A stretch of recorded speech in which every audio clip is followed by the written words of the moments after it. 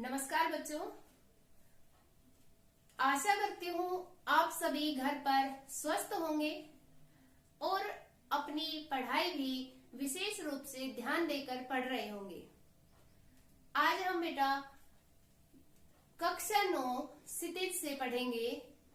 नाना साहब की पुत्री देवी मैना को भस्म कर दिया गया। भस्म करना यानी कि जला दिया गया। और ये इस तरह की कहानियां जब आती है तो याद आ जाती है 1857 की क्रांति, यानी कि ये जो एक कहानी है ये लेखिका चपला देवी द्वारा लिखित एक बलिदान कथा है। किसके बलिदान की? कि समय समय पर हमारे देश के वीरों ने अनेक बलिदान दिए हैं, जिनमें से कुछ के नाम प्रसिद्ध भी है जो कि आप जानते हैं, जैसे राजगुरु भगत सिंह, सुखदेव, बहुत सारे ऐसे ही वीर पैदा हुए हैं। लेकिन उन बड़ी कुर्बानियों के पीछे दब गई हमारी एक नन्ही बालिका की कुर्बानी, जो कि नाना साहब की पुत्री है। तो बच्चों, आज हम इस कहानी को सुनेंगे। ये एक रिपोर्टाज है जो कि चपला देवी द्वारा लिखी गई है। जिस प्रकार से अनेक लेखक और लेखिकाओं ने समाचार पत्र को माध्यम बनाकर आजादी की लड़ाई में एक बहुत बड़ा योगदान दिया है। उन्होंने अपनी कहानियों के माध्यम से लोगों में जागरूकता फैलाई है ताकि भारतीय अंग्रेजों से छुटकारा पा सके और एकजुट होकर उनसे लड़ सके।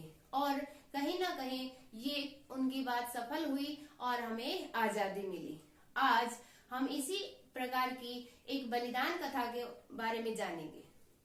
तो मैं चाहती हूँ कि आप सभी इस पाठ को ध्यान से सुने और समझने का प्रयास करें। तो आइए बच्चों, ये घटना है 1857 की। कानपुर में एक भीषण हत्याकांड हुआ था। उसमें जो नाना साहब है, नाना साहब का पूरा नाम है बेटा धुंधु पंत नाना साहब। 1857 में एक क्रांति हुई थी, भीषण हत्याकांड, यानी कि जब अंग्रेज भारत में राज करते थे उस समय बहुत सारे जो भारतीय थे वो इकट्ठा धीरे धीरे होने लगे। क्यों?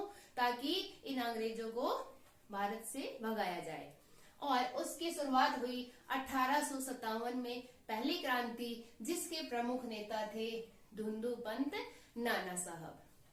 अब जो ये कानपुर में भीषण हत्याकांड हुआ, ये असफल रहा। किसके लिए? भारतीयों के लिए। अंग्रेजों पर विजय नहीं पा सके और जो नाना साहब है उन्हें कानपुर छोड़कर भागना पड़ा। कानपुर के पास ही एक बिठूर नामक जगह थी, वहां पर नाना साहब का महल था और उस महल में वह अपनी पुत्री बालिका मैना के साथ रहते थे। जब नाना साहब को कानपुर छोड़कर भागना पड़ा तो वो बिठूर में भूल गए अपनी बेटी बालिका मैना को। अंग्रेज उसका पीछा करते करते बिठूर के महल में पहुंच गए और उस महल में लूटपाट की। जो भी उन्हें कुछ वहां से मिला सब कुछ उन्होंने लूट लिया। लेकिन इस दौरान उन्हें वहां पर कोई नहीं मिला।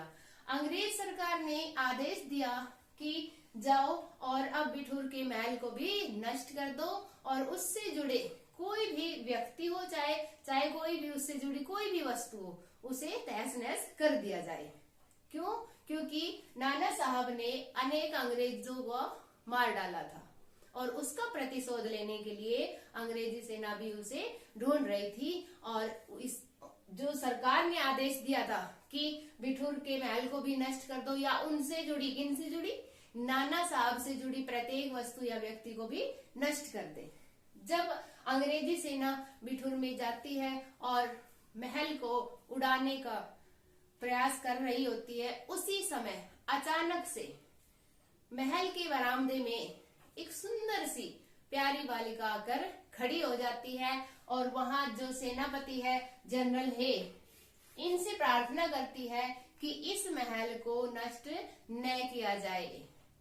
अब बालिका की ये प्रार्थना सुनकर और अचानक से उन्हें लगा कि ये कहाँ से आ गई, जबकि अभी हमने महल को लूटा है तब वहां पर कोई नहीं था।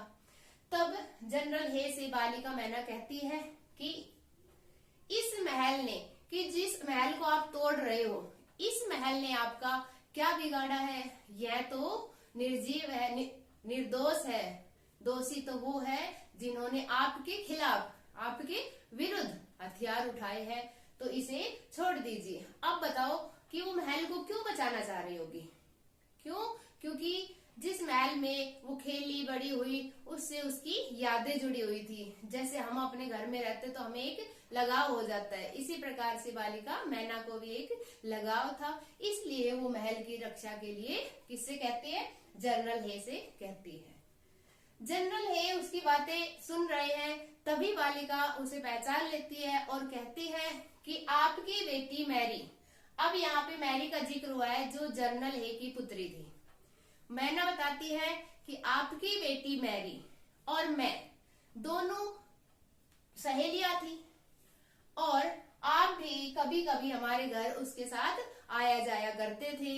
मुझे मैरी की मृत्यु का बहुत दुख है, यानी कि अब जो जनरल हे की पुत्री मैरी है वो मर चुकी है। तो बालिका मैना उसे बताती है कि आपकी पुत्री की मृत्यु का मुझे बहुत दुख है और उसके द्वारा लिखा गया पत्र आज भी मैंने उसकी याद के रूप में संभाल कर रखा है। जब बालिका मैना ने, धुंधुपंत नाना साहब की बेटी मैना ने जनरल हे को ये सब बताया तो जनरल हे भावुक हो गए और वह भी पहचान गए कि ये तो नाना साहब की पुत्री मैना है। अब मैना ने इस महल की रक्षा के लिए उससे प्रार्थना की। तब जनरल हे बालिका मैना से कहते हैं कि इस महल को मैं नहीं बचा सकता। क्यों? क्योंकि ये तो अंग्रेजी सरकार का आदेश है और मुझे उसकी आज्ञा का पालन करना है, लेकिन मैं इसकी रक्षा की सिफारिश जरूर कर सकता हूँ। तभी वहां पर जनरल आउट्रम भी आ पहुंचते हैं जो अंग्रेजी सेना के ही सेनापति है। वो जनरल हे पर गुस्सा होते हुए कहते हैं कि ये क्या, अभी तक तुमने इस महल को नष्ट नहीं किया है। तब जनरल हे मैना के बारे में उसे बताते हैं और कहते हैं कि क्या कोई ऐसा कारण है जिससे इस महल को नष्ट न किया जाए। इस पर जनरल आउट्रम कहते हैं कि ऐसा तो हो ही नहीं सकता, फिर भी अगर तुम ऐसा सोचते हो तो आप एक पत्र लिखो। किसको? जो वहां के उस समय गवर्नर जनरल है लॉर्ड कैनिंग, उसको आप पत्र लिखो, तब वो ही कुछ आदेश दे सकते हैं। जनरल हे ने एक तार लिखा कि इस महल को न तोड़ा जाए, इस महल को बचा लिया जाए। जब ये पत्र वहां मंत्रिमंडल में पढ़ा गया तो सभी ने बड़ी खिल्ली उड़ाई, बड़ा मजाक उड़ाया। किसका? जनरल हे का।